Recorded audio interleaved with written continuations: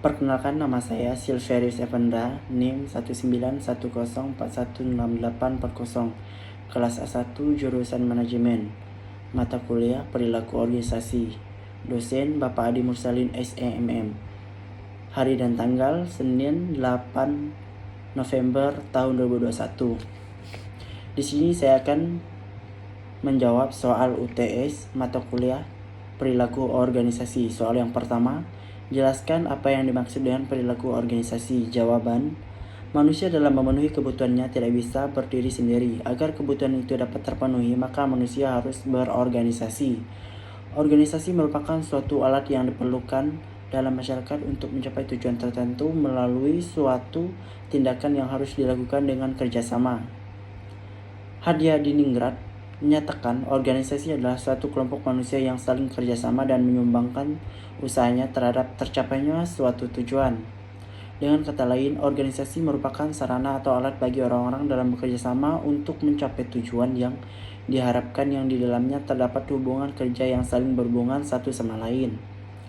Perilaku menunjuk pada tanggapan atau reaksi individu terhadap rangsangan atau lingkungan.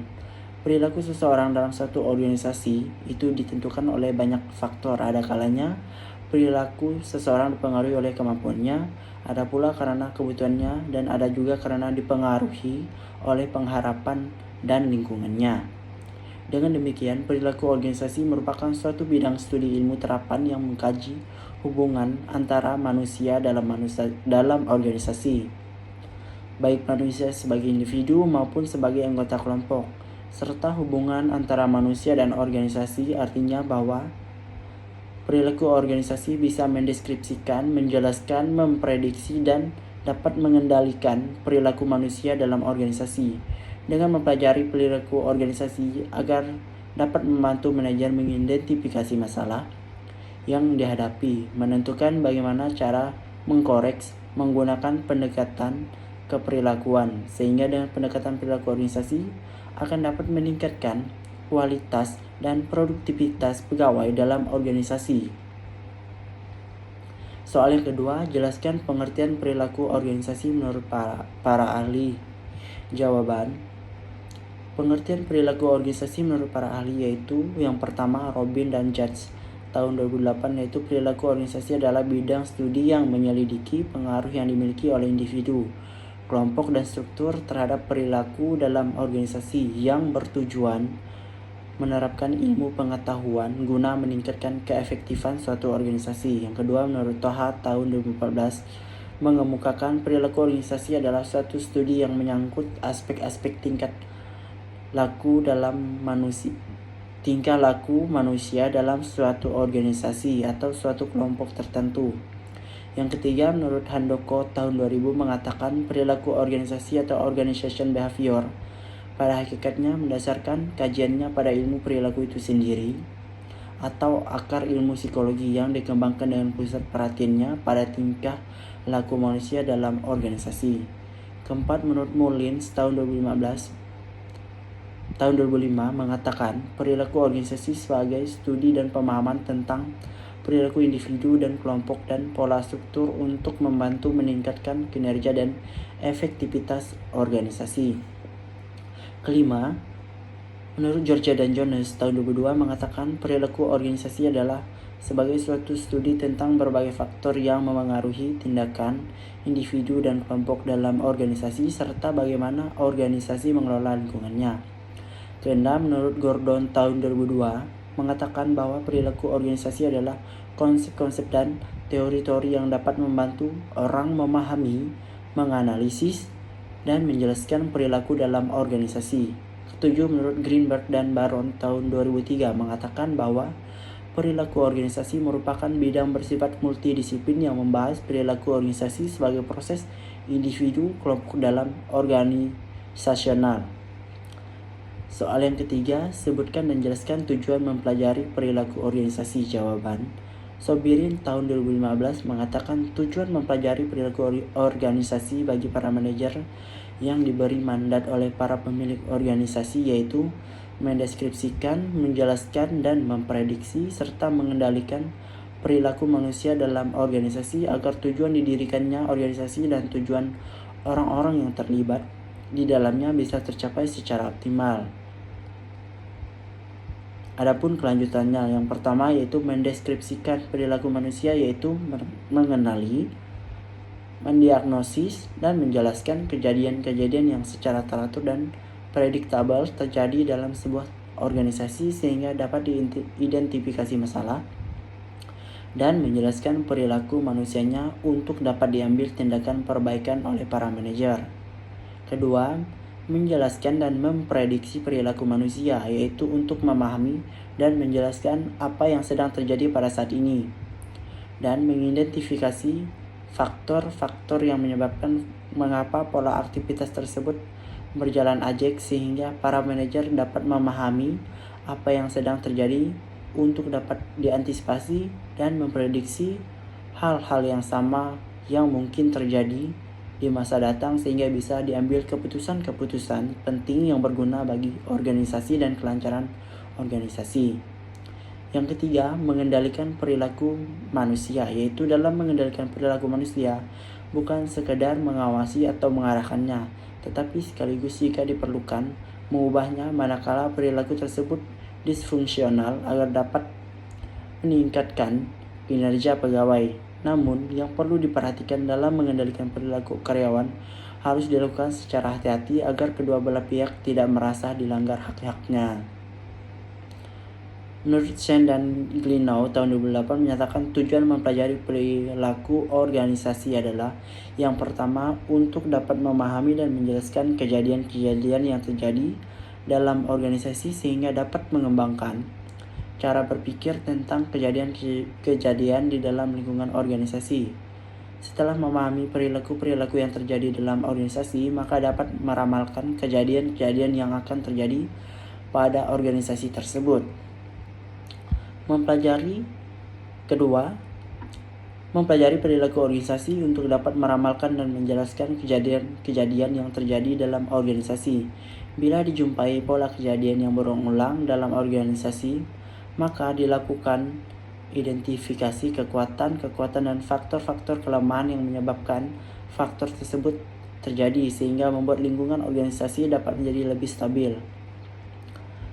Ketiga, mempelajari perilaku organisasi adalah untuk mengendalikan perilaku-perilaku dalam organisasi. Jika manajer atau pimpinan organisasi dapat memahami dan menjelaskan secara saksama perilaku-perilaku yang terjadi dalam organisasi, maka dia akan dapat menciptakan situasi yang menghasilkan perilaku-perilaku yang diinginkan dan mengurangi perilaku-perilaku yang tidak diinginkan. Soal yang keempat, terdapat beberapa bidang ilmu yang ikut memberikan kontribusinya dalam pengembangan ilmu perilaku organisasi. Sebutkan dan jelaskan bidang-bidang ilmu dimaksud. Mengapa bidang ilmu tersebut berkontribusi terhadap perilaku organisasi? Jawaban: beberapa bidang ilmu yang ikut memberikan kontribusinya dalam perkembangan dari ilmu perilaku organisasi adalah yang pertama, psikologi, yaitu ilmu psikologi memberikan sumbangan terhadap perilaku organisasi terutama dalam hal pemahaman tentang perilaku individu dalam organisasi. Psikologi, terutama psikologi organisasi, mencoba untuk memahami, meramalkan, dan mengendalikan perilaku seseorang dalam organisasi. Kedua, sosiologi, yaitu sosiologi membahas tentang sistem sosialisasi dan interaksi manusia dalam suatu sistem sosial. Sumbangan ilmu sosiologi terhadap perilaku organisasi terutama pemahaman tentang perilaku kelompok di dalam organisasi. Ketiga, antropologi, yaitu ilmu antropologi mempelajari tentang interaksi antara manusia dan lingkungannya. Manusia hidup dalam kelompok dan memiliki kebiasaan-kebiasaan dan nilai-nilai yang dianutnya, yang disebut dengan kultur atau budaya. Budaya diwujudkan dalam simbol-simbol kebersamaan kelompok yang direfleksikan dalam bentuk bahasa dan keyakinan. Demikian juga organisasi membentuk budaya tertentu untuk memengaruhi pola pikir dan perilaku anggota organisasi. Keempat, politik, sejarah, dan ekonomi, yaitu ketiga bidang ilmu ini juga memberikan sumbangan dalam perkembangan ilmu perilaku organisasi. Ilmu politik mempelajari tentang perilaku individu dan kelompok di dalam suatu lingkungan politik. Sumbangan dari ilmu politik terutama dalam proses memengaruhi pengalokasian wewenang dan pengelolaan konflik. Ilmu sejarah memberikan sumbangan tentang sejarah dari pimpinan-pimpinan besar di masa lampau atas keberhasilan dan kegagalannya. Sumbangan dari ilmu ekonomi mencoba menjelaskan perilaku individu ketika mereka dihadapkan pada suatu pilihan, yaitu dalam proses pengambilan keputusan. Bidang ilmu berkontribusi karena hakikat organisasi merupakan sistem sosial dan dibentuk atas dasar kepentingan bersama. Organisasi dibentuk dan dipertahankan atas dasar kebersamaan. Perilaku organisasi sangat berkaitan sekali dengan sistem sosiologi. Sebagai konsekuensinya adalah segala aktivitas organisasi diatur oleh hukum sosial dan hukum psikologis. Selain itu, perilaku organisasi adalah disiplin ilmu yang relatif baru yang merupakan ilmu perilaku terapan yang dibangun dengan dukungan sejumlah disiplin perilaku ilmu. Ilmu perilaku yang amat besar sumbangannya terhadap perkembangan perilaku organisasi di antaranya adalah psikologi, sosiologi, antropologi, sosial dan ilmu politik. Psikologi memberi kontribusi yang besar pada satu analisis individual atau mikro, sedangkan ilmu lainnya menyumbang konsep makro proses kelompok dan organisasi. Soal yang kelima, mengapa organisasi penting dipelajari oleh mahasiswa manajemen? Apakah perilaku organisasi juga perlu dipelajari oleh manajer sumber daya manusia di suatu perusahaan, dan kenapa? Jawaban, karena untuk melakukan penelitian yang sistematis dan berguna untuk memahami dan juga memprediksi kehidupan organisasi tersebut, membantu setiap individu dalam memahami perilaku mereka tersendiri dan juga orang lain yang berada di dalam organisasi, sehingga bisa meningkatkan hubungan interpersonal antar setiap individu yang berada di dalam organisasi tersebut, sehingga bisa meningkatkan hubungan interpersonal antar setiap individu yang berada di dalam organisasi tersebut. Menyelesaikan berbagai masalah perilaku manusia dalam organisasi. Dengan demikian, perilaku organisasi merupakan suatu bidang studi ilmu terapan yang mengkaji hubungan antar manusia dalam organisasi, baik manusia sebagai individu maupun sebagai anggota kelompok. Serta hubungan antara manusia dan organisasi, artinya bahwa perilaku organisasi bisa mendeskripsikan, menjelaskan, memprediksi, dan dapat mengendalikan perilaku manusia dalam organisasi. Karena persoalan yang dihadapi, organisasi mempunyai berbagai macam penyebab, sehingga menggunakan pendekatan keperilakuan. Dan pendekatan perilaku organisasi akan dapat meningkatkan kualitas dan produktivitas pegawai dalam organisasi.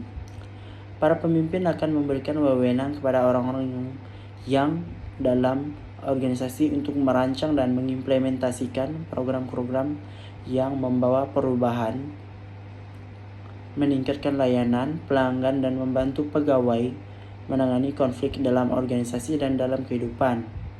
Pegawai organisasi akan dapat meningkatkan kualitas dan produktivitas pegawai dalam organisasi. Para pemimpin akan memberikan wewenang kepada orang-orang yang ada dalam organisasi untuk merancang dan mengimplementasikan program-program yang membawa perubahan, meningkatkan layanan pelanggan, dan membantu pegawai menangani konflik dalam organisasi dan dalam kehidupan pegawai. Soal yang ke-6, sebutkan dan jelaskan prinsip-prinsip dalam perilaku organisasi. Jawaban, menurut Tohata 2014, bahwa terdapat prinsip-prinsip perilaku organisasi, antara lain yang pertama, manusia berbeda perilakunya karena kemampuannya tidak sama, yaitu perbedaan dan keterbatasan kemampuan berpengaruh pada perilaku dan kecerdasan yang dibawa sejak lahir. Hasil didikan dan pengalaman perbedaan diprediksi akan berpengaruh pada pelaksanaan dan hasil kerja seseorang yang bekerja sama di dalam suatu organisasi. Kedua, manusia mempunyai kebutuhan yang berbeda, yaitu manusia berperilaku karena didorong oleh serangkaian kebutuhan dan setiap orang memiliki kebutuhan yang berbeda dengan kebutuhan orang lain. Tingkat perilakunya, orang akan mengharapkan gaji akan berbeda dan karyawan yang berkeinginan memperoleh berkedudukan agar mendapatkan harga diri di dalam masyarakat. Pemahaman kebutuhan yang berbeda ini bermanfaat untuk memahami konsep perilaku seseorang untuk memprediksi dan menjelaskan perilaku yang berorientasi tujuan.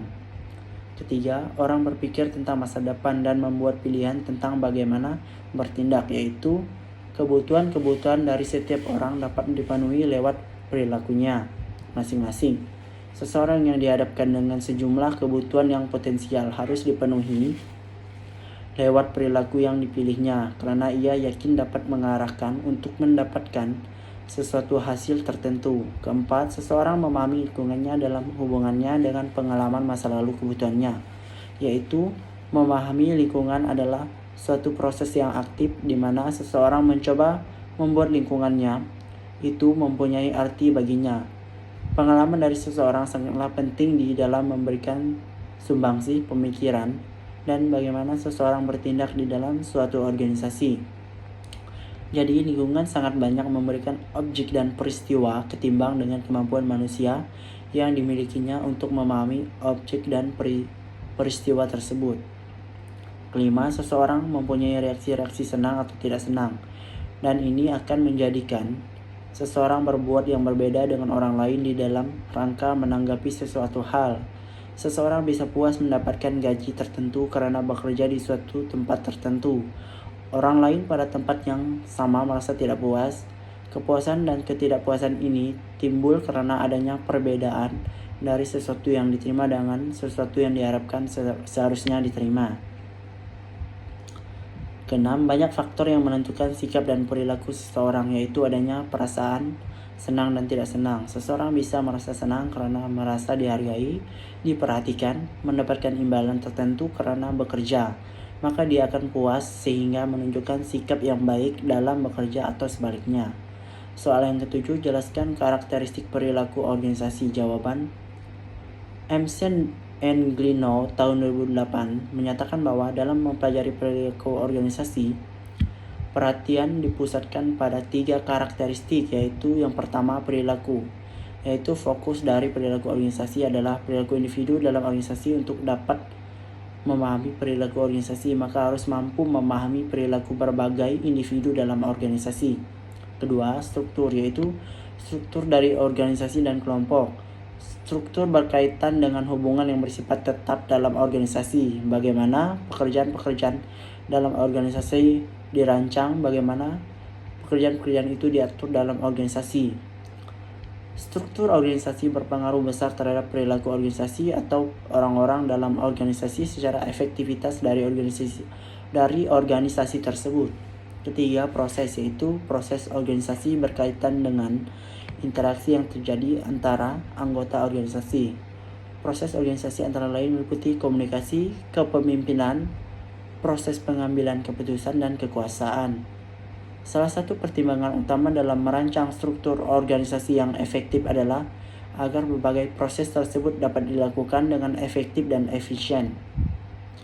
Soal yang ke-8, coba saudara jelaskan pendekatan yang digunakan dalam perilaku organisasi. Jawaban, yang pertama, pendekatan sumber daya manusia atau sportif, yaitu untuk membantu pegawai agar berprestasi lebih baik, menjadi orang yang lebih bertanggung jawab, dan kemudian berusaha menciptakan suasana di mana mereka dapat menyumbang sebagai pada batas kemampuan yang mereka miliki, sehingga mengarah kepada peningkatan keefektifan pelaksanaan tugas.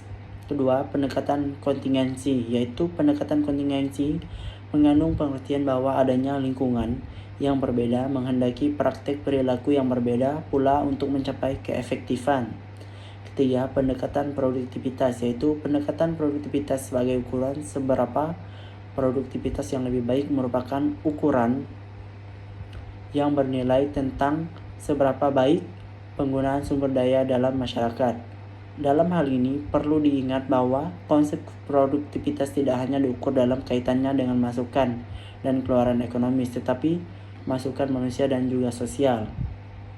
Keempat, pendekatan sistem, terutama diterapkan dalam suatu sistem sosial di mana di dalamnya terdapat seperangkat hubungan manusia yang rumit yang berinteraksi dalam berbagai banyak cara. Ini berarti bahwa dalam mengambil keputusan, para manajer harus mengkaji hal-hal di luar situasi langsung untuk menentukan dampaknya terhadap sistem yang lebih besar, sehingga memerlukan analisis biaya dan manfaat atau cost benefit analysis.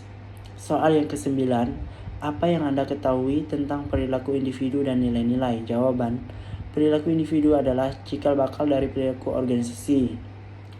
Perilaku organisasi merupakan gabungan atau totalitas dari perilaku individu-individu dan lain-lain yang ada di dalam organisasi. Perilaku individu adalah interaksi antara karakteristik individu dengan karakteristik organisasi. Perilaku individu adalah segala sesuatu pengetahuan, sikap, dan tindakan yang tampak maupun yang tidak tampak, yang dipengaruhi oleh lingkungan dan diperankan dalam kehidupannya sehari-hari. Nilai-nilai adalah sekumpulan dari nilai. Nilai adalah segala sesuatu yang dianggap baik dan berharga bagi kehidupan. Setiap konsep dianggap bernilai adalah jika memiliki arti kebaikan dan berguna bagi individu. Sebaliknya, jika suatu konsep tidak berguna bagi manusia dan tidak memiliki arti bagi kehidupan manusia, maka dianggap konsep tersebut tidak ternilai. Nilai dapat membentuk perilaku individu dalam organisasi. Soal yang ke-10, ada 2 faktor yang membentuk perilaku individu. Sebutkan dan jelaskan jawaban. Notua Atmojo tahun 2010 menyatakan ada beberapa 2 faktor pembentuk perilaku, yaitu faktor internal dan faktor eksternal. Yang pertama, faktor internal, yaitu semua faktor yang berasal dari dalam diri individu seperti motivasi, persepsi, minat, kebiasaan, dan sebagainya yang mendorong individu berperilaku. Kedua, faktor eksternal, yaitu faktor yang berasal dari luar diri individu seperti sosial, budaya, politik, dan lingkungan lainnya yang membentuk perilaku individu. Soal yang ke-11, jelaskan hubungan antara nilai-nilai dan perilaku individu. Beri contoh penjelasan Anda. Jawaban, nilai dapat mempengaruhi pengetahuan, sikap, dan tindakan individu. Dengan perkataan lain, perilaku individu dibentuk dari nilai-nilai yang dianutnya. Semakin bagus nilai yang dianutnya akan berdampak pada perilakunya, baik yang tampak maupun yang tidak tampak. Nilai adalah segala sesuatu yang dianggap baik dan berharga bagi kehidupan manusia. Setiap konsep dianggap bernilai adalah jika memiliki arti kebaikan dan berguna bagi individu. Contohnya, mempunyai gelar adalah hal yang sangat saya banggakan dan akan sangat berpengaruh terhadap hidup saya di masa depan. Soal yang ke-12, apa yang dimaksud dengan keberagaman dalam organisasi? Jelaskan jawaban Anda. Jawaban saya, keberagaman organisasi adalah masalah yang semakin menjadi pokok pembicaraan di banyak bisnis, khususnya di Departemen Sumber Daya Manusia. Dengan keragaman organisasi dapat memperoleh berbagai pandangan, kemampuan, dan berbagai hal untuk mengatasi permasalahan organisasi atau perusahaan, serta dapat meningkatkan efektivitas perusahaan. Sudah jelas, isu atau masalah mengenai tenaga kerja yang semakin bervariasi adalah salah satu hal yang penting bagi manajer di saat ini. Dalam sebuah organisasi atau perusahaan, berkumpulnya orang-orang dengan karakteristik dan latar belakang yang berbeda dapat memberi pengaruh yang positif jika dikelola dengan baik dan dapat menjadi kekuatan sepanjang ada pengelolaan yang menyebabkan organisasi menjadi efektif mencapai tujuannya. Istilah keragaman mencakup pemahaman dan penerimaan fakta bahwa orang memiliki karakteristik individu yang membuat mereka unik satu sama lain, terutama ketika membandingkan individu dalam satu kelompok. Ciri-ciri tersebut dapat mencakup ras, etnis, jenis kelamin, agama, ideologi, politik, orientasi seksual, usia, kemampuan fisik, atau status sosial ekonomi. Karakteristik ini juga dapat mencakup pengalaman hidup dan pendekatan kognitif terhadap pemecahan masalah. Soal yang ke-13, sebutkan dan jelaskan jenis keberagaman dalam organisasi. Jawaban, yang pertama, cacat kognitif. Fungsi yang berbeda dapat memengaruhi ingatan individu, kemampuan memecahkan masalah, perhatian, komunikasi linguistik, serta memiliki disabilitas intelektual. Bukan berarti orang tersebut tidak mampu mencapai kesuksesan besar sebagai seseorang karyawan mampu mencapai kesuksesan besar sebagai seorang karyawan.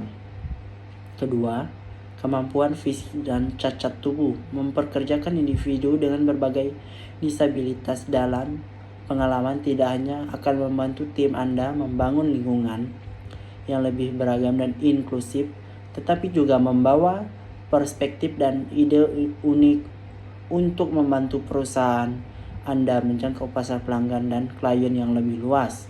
Ketiga, kesehatan mental menjadi tren utama dalam ruang sumber daya manusia, tetapi terlalu sering kesehatan mental diabaikan. Tanpa dukungan dan sumber daya untuk mencari dan menerima bantuan yang dibutuhkan karyawan, perusahaan mungkin melihat peningkatan ketidakhadiran konflik pekerjaan keluarga, peningkatan masalah kesehatan mental dan perilaku, dan bahkan tingkat pergantian karyawan yang lebih tinggi. Keempat, keanekaragaman syaraf. Seperti yang didefinisikan oleh Simposium Nasional tentang Keanekaragaman Saraf adalah konsep di mana perbedaan neurologis harus diakui dan dihormati sebagai variasi manusia lainnya. Perbedaan ini dapat mencakup yang berlabel dysprasia, dyslexia, attention deficit hyperactivity disorder, dyscalculia, autistic spectrum, Tourette syndrome, dan lainnya. Kelima, perilaku dan keanekaragaman. Setiap orang memiliki tingkah laku dan perilaku unik yang mereka kembangkan sepanjang hidup mereka. Perilaku seperti itu adalah hasil dari asuhan individu, keluarga, teman, budaya, dan lain-lain. Ini adalah elemen keberagaman yang penting untuk dikenali. Keenam, kepribadian dan gaya berpikir. Berbagai kepribadian dan gaya berpikir yang berbeda di tempat kerja dapat membawa situasi, stres, dan kreativitas yang unggul. 7. Latar belakang budaya. Ada sejumlah faktor yang membentuk budaya yang berbeda, termasuk makanan tradisional, bahasa, agama, dan adat istiadat. Amerika Serikat sendiri memiliki beberapa budaya berbeda dari setiap wilayah, negara bagian, dan bahkan kota. 8. Letak geografis. Lokasi geografis memainkan peran utama dalam budaya, bahasa, pendidikan, peran sosial, status sosial ekonomi, kepercayaan, dan ideologi yang dianut dan dipahami seseorang. 9. Bahasa, linguistik, dan aksen. Bahasa, linguistik, dan aksen dapat memainkan peran penting dalam kemampuan seseorang untuk mendapatkan dan mempertahankan pekerjaan. 10. Etnis. Pada faktor biologis, etnisitas didasarkan pada perilaku yang dikaitkan dengan budaya, sejarah, kebangsaan, warisan, pakaian, adat istiadat, bahasa, leluhur, dan latar belakang geografis. 11. Ras. Ditentukan secara biologis. Contoh ras meliputi kulit putih, hitam atau Afrika Amerika, Indian atau Alaska Native, Asia Native Hawaii, atau penduduk kepulauan Pasifik lainnya.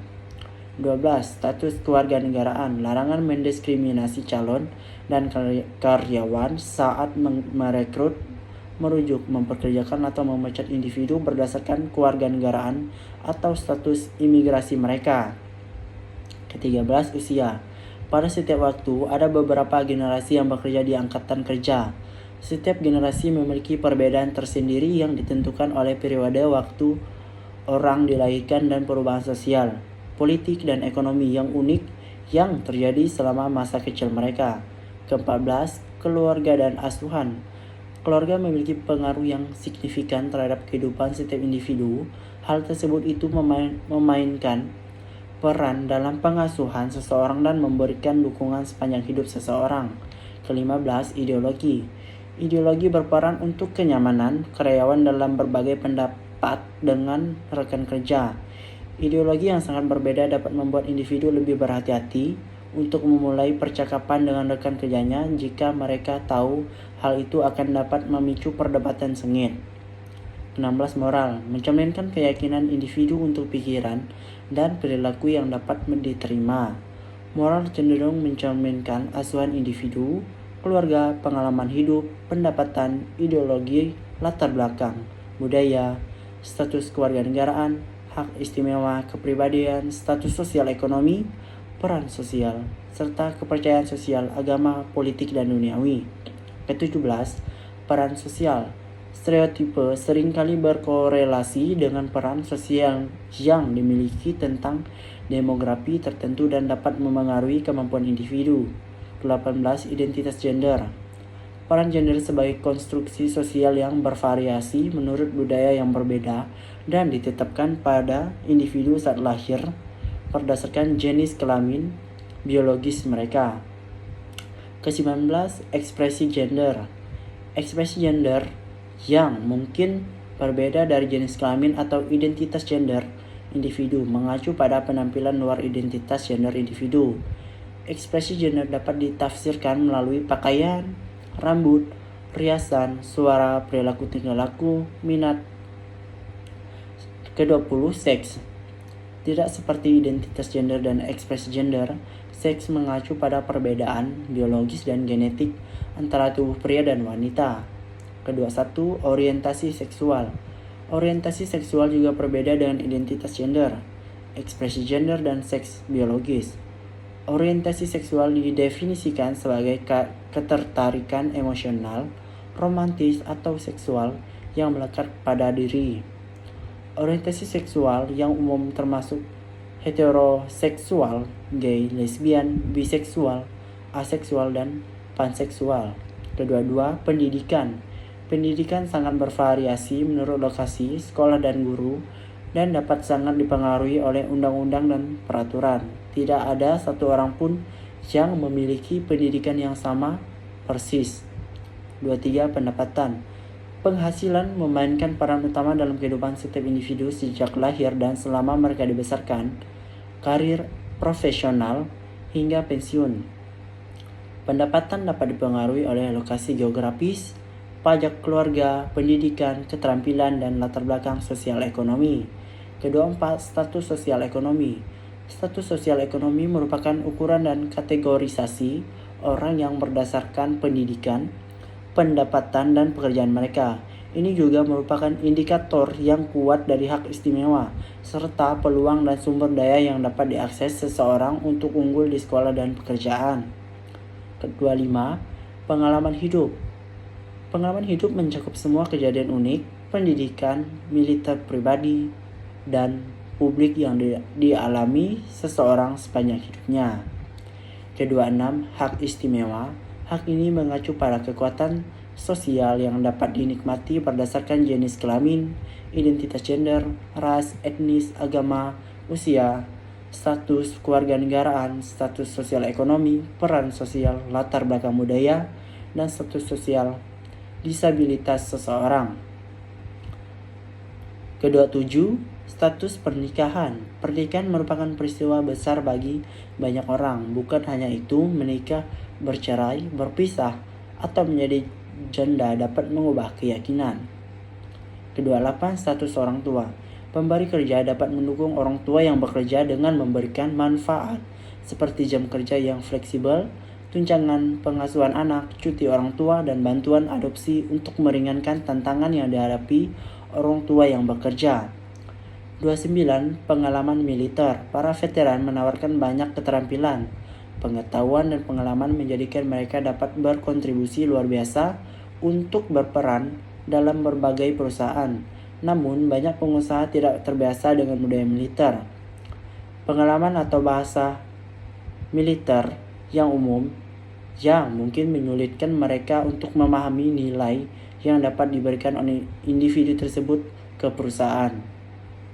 30, latar belakang kriminal. Terserah pada pemberi kerja untuk memutuskan apakah mereka tidak peduli akan masa lalu seseorang sejauh mereka dapat unggul dalam karir yang bermanfaat di masa depan.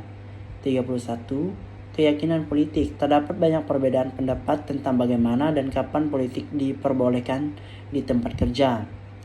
Bagi beberapa orang, diskusi semacam itu adalah cara yang bagus sejauh tidak terkait dengan pekerjaan. Selanjutnya 32, keyakinan agama dan spiritual. Terlepas dari apakah orang mendiskusikan afiliasi agama mereka di tempat kerja atau tidak, penting untuk menciptakan tempat kerja untuk memahami dan menerima kepercayaan setiap orang meskipun mereka berbeda satu sama lain. Selanjutnya 33, pengalaman sebelumnya. Setiap kali seseorang karyawan berpindah peran ke industri atau perusahaan baru, mereka membawa pengalaman kerja dan keterampilan mereka sebelumnya. Ke-34, keterampilan. Keterampilan adalah jenis keragaman yang kurang jelas, tetapi sangat penting untuk proses perekrutan, bergantung pada sejarah profesional mereka. Selanjutnya, soal ke-14, sebutkan tugas-tugas yang sudah Anda kerjakan sebelum UTS perilaku organisasi. Yang pertama, meringkas buku perilaku organisasi bab 1 tentang pengantar, buku organisasi dan video record. Kedua, meringkas buku perilaku organisasi bab 2 tentang perilaku individu dan nilai-nilai dan video record. Ketiga, meringkas buku perilaku organisasi bab 3 tentang keberagaman dalam organisasi dan video record. Keempat, meringkas buku perilaku organisasi bab 4 tentang sikap, perilaku, kepuasan dalam bekerja dan video record. Sekian jawaban UTS mengenai mata kuliah dari saya, khususnya mata kuliah perilaku organisasi. Kurang dan lebihnya saya ucapkan terima kasih.